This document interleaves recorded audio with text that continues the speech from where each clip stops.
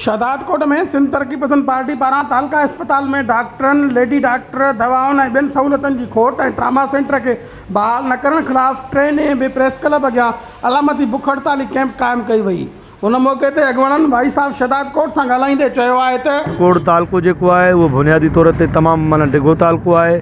हिन civil hospital जी जेका OPD आहे रोज़ जे बुनियादनि ते 12 खां 1400 माण्हुनि जी जेका OPD आहे। 12 खां 1400 माण्हुनि जी OPD रखंदड़ हॉस्पिटल जो जेको निज़ाम आहे, रातो को ताज़ो को मिसाल ॾियां थो, मां हॉस्पिटल में वियुमि कंहिं पंहिंजे नंढड़े ई पटी कराइण, त उते अंदरि माना एमरजेंसी वार्ड में कुता फिरंदा था वठनि। माना जंहिं हॉस्पिटल जो निज़ाम अहिड़े क़िस्म जो हुजे त उते माना मरीज़ खे जेका सहूलियत मिलंदी उहो माण्हू सम्झी सघंदा। मुतालबो खणी निकिता आहियूं त सिहत बुनियादी जेको आहे इंसान जो हक़ आहे, उहो असांखे माना मुकमल तौर ते हुकूमत असांखे फराहम करे। शहदादकोट जी सिविल हॉस्पिटल खे सभ खां पहिरियां अपग्रेड कयो। उन खां ॿिए नंबर ते सिविल हॉस्पिटल में माहिर सर्जन मुक़ररु जेका सिविल हॉस्पिटल आहे उन में का बि सहूलियत कोन्हे का, पेशेंट खे मरीज़ खे का बि सहूलियत कोन थी मिले पई।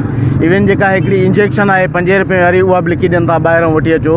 असांजो मुतालबो इहो आहे त फ़ौरन इन अस्पताल जी बजट वधाई वञे ऐं ट्रामा सेंटर जेको मुकमल तयारु लॻो पियो आहे उहो फ़ौरन बहाल कयो वञे, उनखे हलायो वञे। तव्हां ॾिसंदा हूंदो शहदादकोट शहर जे अंदरि जेके पेशेंट अचनि था पिया उहे खुशदार, बलूचिस्तान, उस्ताद मोहम्मद, जलमक्सी, मीरो खान, बहराम, सजावल जुणे जो उतां जा मरीज़ अचनि था पिया हिते। पर तव्हां ॾिसंदा हूंदो त न हिते तव्हांखे कुते जे चक जी वैक्सीन मिलंदी, न हिते तव्हांखे नांग जे चक जी वैक्सीन मिलंदी। साईं, शहदादकोट 4 लखनि खां वधीक आबादी वारो शहर आहे।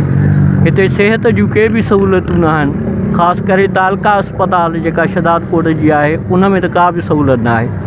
जीअं दवाउनि जी खोट आहे ऐं उते एतिरा मसइला आहिनि, जेकॾहिं कंहिं मरीज़ जी ऑपरेशन थी थिए त जनरेटर नथो हलायो वञे ऐं ॿाहिरियां माण्हू जेके अचनि था उनखे पाणी पीअण जी बि का सहूलियत न आहे। एतिरे ताईं तव्हां राति जे टाइम में जेकॾहिं शहदादकोट तालका अस्पताल में वेंदा त उते जेके डॉक्टर या कुझु कंपाउंडर मुक़ररु आहिनि उहे एतिरा नाहाल आहिनि जो उहो कंपाउंडर इंजेक्शन बि नथा हणी सघनि। सिविल अस्पताल शहदादकोट जी हालत इंतहाई ख़राब थी चुकी आहे।